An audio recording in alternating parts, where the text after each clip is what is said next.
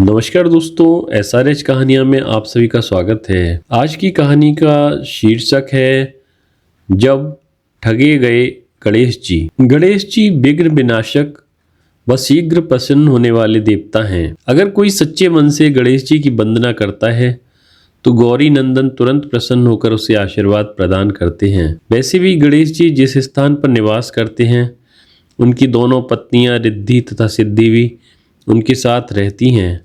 उनके दोनों पुत्र शुभ व लाभ का आगमन भी श्री गणेश जी के साथ ही होता है।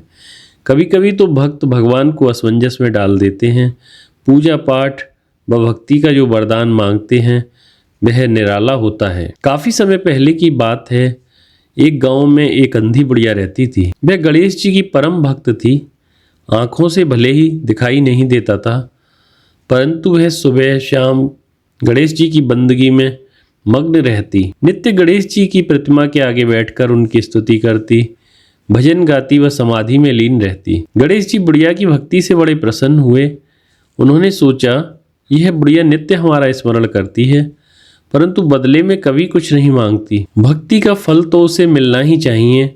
ऐसा सोचकर गणेश जी एक दिन बुढ़िया के सम्मुख प्रकट हुए तथा बोले, माई, तुम हमारी सच्ची भक्त हो। जिस श्रद्धा व विश्वास से हमारा स्मरण करती हो हम उससे प्रसन्न हैं। अतः तुम जो वरदान चाहो हमसे मांग सकती हो। बुढ़िया बोली, प्रभु, मैं तो आपकी भक्ति प्रेम भाव से करती हूँ। मांगने का तो मैंने कभी सोचा ही नहीं। अतः मुझे कुछ नहीं चाहिए। गणेश जी पुनः बोले, हम वरदान देने के लिए आए हैं। बुढ़िया बोली, हे सर्वेश्वर, मुझे कुछ मांगना तो नहीं आता। अगर आप कहें तो मैं कल मांग लूँगी। तब तक मैं अपने बेटे व बहू से भी सलाह मशवरा कर लूँगी। गणेश जी कल आने का वादा करके वापस लौट गए। बुढ़िया का एक पुत्र व बहू थे। बुढ़िया ने सारी बात उन्हें बताकर सलाह मांगी। बेटा बोला, माँ, तुम गणेश जी से ढेर सारा पैसा मांग लो, हमारी गरीबी दूर हो जाएगी, सब सुख चैन से रहेंगे। बुढ़िया की बहू बोली, नहीं, आप एक सुंदर पोते का वरदान मांगे। वंश को आगे बढ़ाने वाला भी तो चाहिए। बुढ़िया बेटे और बहू की बातें सुनकर असमंजस में पड़ गई। उसने सोचा ही है, दोनों तो अपने अपने मतलब की बातें कर रहे हैं। बुढ़िया ने पड़ोसियों से सलाह लेने का मन बनाया। पड़ोसन भी नेक दिल थी। उसने बुढ़िया को समझाया कि तुम्हारी सारी जिंदगी दुखों में कटी है। अब जो थोड़ा सा जीवन बचा है वह तो सुख से व्यतीत हो जाए। धन अथवा पोते का तुम क्या करोगी? अगर तुम्हारी आंखें ही नहीं हैं तो यह सांसारिक वस्तुएं तुम्हारे लिए व्यर्थ हैं। अतः तुम अपने लिए दोनों आंखें मांग लो। बुढ़िया घर लौट आई। बुढ़िया और भी सोच में पड़ गई। उसने सोचा, कुछ ऐसा मांग लूं जिससे मेरा बहू व बेटे सबका भला हो। लेकिन ऐसा क्या हो सकता है?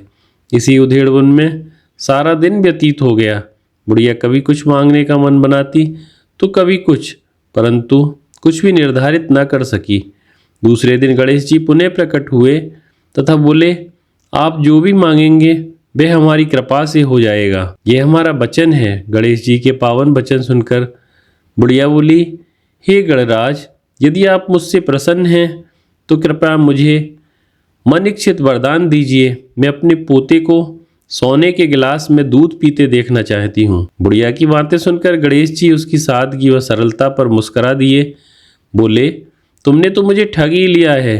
मैंने तुम्हें एक वरदान मांगने के लिए बोला था, परंतु तुमने तो एक वरदान में ही सब कुछ मांग लिया। तुमने अपने लिए लंबी उम्र तथा दोनों आंखें मांग ली हैं। बेटे के लिए धन व बहू के लिए पोता भी मांग लिया।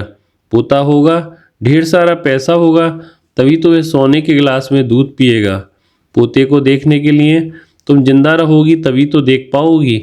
अब देखने के लिए तुम्हें दो आंखें भी देनी ही पड़ेंगी।